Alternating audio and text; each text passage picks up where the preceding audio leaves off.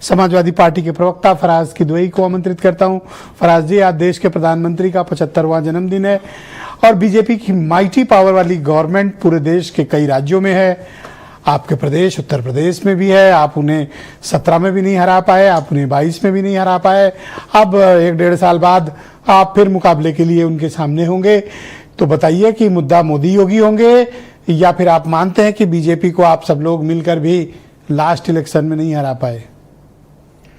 ब्रिजेश जी, सबसे पहले तो देखिए, इस देश के प्रधानमंत्री आदरणीय नरेंद्र मोदी जी को उनके जन्मदिन की बहुत बहुत हार्दिक शुभकामनाएं और खुदा उनको साथ सेहत की लंबी उम्र दे और उनको इस बात का हौसला दे कि वो जो भी वादे देश से करते हैं वो पूरे हों। अभी आपने आदरणीय प्रधानमंत्री जी के बारे में बोला कि अपने ओपनिंग स्टेटमेंट्स में कि वो जो अपने वादे हैं वो पूरे करते हैं। तो उनका एक वादा था कि पेट्रोल और डीजल 50-60 रुपए में बिकेगा। मैंने ऐसा कोई क्लेम नहीं किया कि वायदा पूरा करते हैं ना। अच्छा, ओके। सफलताएं विफलताएं, ओके, ये वर्ड मैंने यूज किया था। तो अभी पैनल में किसी ने खैर बोला था कि वो जो अपने वादे हैं पूरा करते हैं, तो पेट्रोल और डीजल जो है वो 50 रुपए में बिक रहा होगा कहीं, भाई मुझे तो नहीं मिलता है। 15 लाख रुपए किसके खाते में आए? मेरे खाते में तो नहीं आए, मुझे भी नहीं पता। ब्लैक मनी का क्या हुआ पता नहीं। जो नोटबंदी के बाद जो कैश इन सर्कुलेशन जो है वो डबल हो गया और आरबीआई के हिसाब से जो 500 और 1000 के नोट जो थे वो सिस्टम में 99% वापस आ गए। प्रधानमंत्री जी ने वादों की बात हो रही है ना, तो प्रधानमंत्री जी ने वादा किया था, मेक इन इंडिया बहुत अच्छी स्कीम लाए थे। उन्होंने वादा किया था कि जो मैन्युफैक्चरिंग सेक्टर है उसका कंट्रीब्यूशन जीडीपी में 25% हो जाएगा और वो जो मनमोहन सिंह जी की सरकार में था उससे भी नीचे आ गया है। 2 करोड़ नौकरियां तो पूरे देश को हर साल मिल ही रही हैं, बहुत बहुत बधाई। प्रधानमंत्री जी ने वादा किया था कि किसानों की आय दुगनी हो जाएगी। आज विशुद्ध किसानी से सरकारी डेटा है कि 27 रुपए पर डे के हिसाब से किसान कमा रहा है, तो किसान की आय भी दुगनी हो गई। स्वास्थ्य व्यवस्था के बारे में बात हुई। अभी उत्तर प्रदेश में ही बलिया में, आपने अखबारों में पढ़ा होगा, आपके चैनल ने भी शायद कवर किया था ब्रजेश जी, कि एक मरीज का इलाज जो है वो टॉर्च से हो रहा था। तो ये दिखाता है कि बिजली व्यवस्था हमारी कैसी है और स्वास्थ्य व्यवस्था कैसी है। तो बहरहाल ये है। और कुछ चीजें मैं आपको और बता दूं कि आदरणीय प्रधानमंत्री जी की अभी बड़ी सब हमने भी शुभकामनाएं दी, हमारी बहन ने भी शुभकामनाएं दी। इन्होंने तो बहुत अच्छी कविता भी पढ़ी।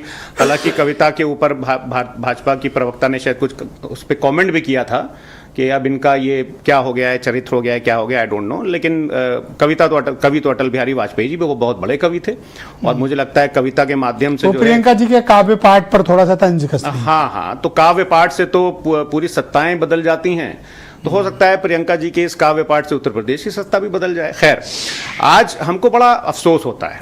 अफसोस ये होता है कि आदरणीय प्रधानमंत्री जी जब से 11 साल से प्रधानमंत्री बने हैं, उस 2013 से ही एक इस देश में ब्रजेश जी एक वॉइस आनी शुरू हो गई थी। लग रहा था कि सब अब ठीक हो जाएगा। आपको पता है कि आज देश के 35% बच्चे जो हैं वो स्टंटिंग के शिकार हैं। इस दुनिया में ब्रजेश जी, पूरी दुनिया के 1/3 कुपोषित बच्चे भारत में हैं। ये आदरणीय प्रधानमंत्री जी, विश्व गुरु जी का जो वो है वो अचीवमेंट, और ये मेरा आंकड़ा नहीं, यूनिसेफ का है। जनता से कहूंगा तुरंत जाकर के गूगल पे चेक करें। यूनिसेफ का आंकड़ा है कि दुनिया के कुपोषित बच्चों में 1/3 भारत में। Ministry of social justice and empowerment की रिपोर्ट है, सरकारी रिपोर्ट है, पार्लियामेंट में पेश की गई थी। इस मोदी जी के इस शासन काल में, इस अमृत काल में, आज देश में जो लोग गटर साफ कर रहे हैं, जो लोग टॉयलेट साफ कर रहे हैं, जो लोग गंदगी साफ कर रहे हैं, उसमें 92% जो हैं वो SC ST और OBC के आते हैं। ये अचीवमेंट है आदरणीय मोदी जी का। आदरणीय मोदी जी सबको मोदी जी खींच के लाए इस काम में, इसके पहले नहीं थे? नहीं, मैं बोल रहा हूं कि मैं बोल रहा हूं कि इससे पहले थे। तो फिर आपने झूठे वादे क्यों किए? आपने जनता से झूठ बोल करके झूठे वादे क्यों किए? अभी हमारी बहन अनिला सिंह जी ने बोला कि उत्तर प्रदेश की जनता को क्या गुमराह किया गया या भ्रमित हो गई, मिसलीड या कुछ हो गई। तो आप लोगों ने लेकिन मोदी जी का रथ यूपी में रोक लिया था, ये आपका अचीवमेंट था। पर आप इतने दबाव में हैं कि आपको याद भी नहीं रह गया। कोई दबाव में नहीं है ब्रजेश जी। हमने पिछली डिबेट में भी आपसे बोला था, आपने शुरुआत यहां से करनी थी तो आप डिरेल हो गए। बिल्कुल डिरेल नहीं हुए। सबसे पहले हमने आदरणीय प्रधानमंत्री जी को उनकी जन्मदिन की बधाई दी और 2027। और एक बात मैं और आपको याद दिलाना चाहता हूं, शायद आप मेरा टाइम खत्म करने वाले हैं, कि आदरणीय प्रधानमंत्री जी 4 मिनट से बोल रहे हो और मैं टाइम खत्म। आदरणीय प्रधानमंत्री जी अपना वादा पूरा करें और आप, मुझे उम्मीद है आज रात में 10 बजे भारत समाचार के टेलीविजन पे आएंगे और कहेंगे कि प्रधानमंत्री जी ने अपना वादा पूरा किया, वो मार्गदर्शक मंडल में जा रहे हैं और उत्तर प्रदेश के मुख्यमंत्री आदरणीय योगी आदित्यनाथ जी को प्रधानमंत्री बना रहे हैं। वो अपना देखो, वादा योगी पूरा जी ने अपना एक वादा पूरा किया। अभी मुझे विनय राय जी बता रहे थे कि बरेली में दिशा पाटनी जो एक्ट्रेस हैं बॉलीवुड की, उनके घर के बाहर फायरिंग करने वाले दोनों जो शूटर्स थे, उनके शरीर में इतना पीतल भर दिया गया है कि शायद उनको सांस भी नहीं आ रही है। अभी मारे गए हैं, बचे हैं, इसके कंफर्मेशन तो नहीं, बट ऑलमोस्ट उनको आप खत्म ही समझिए।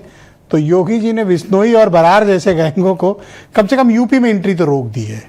नहीं, उत्तर प्रदेश में एनसीआरबी के हिसाब से काफी पीतल भरा गया उनके शरीर में। ब्रिजेश जी देखिए ये सब टोकनिज्म की आप बात मत करिए।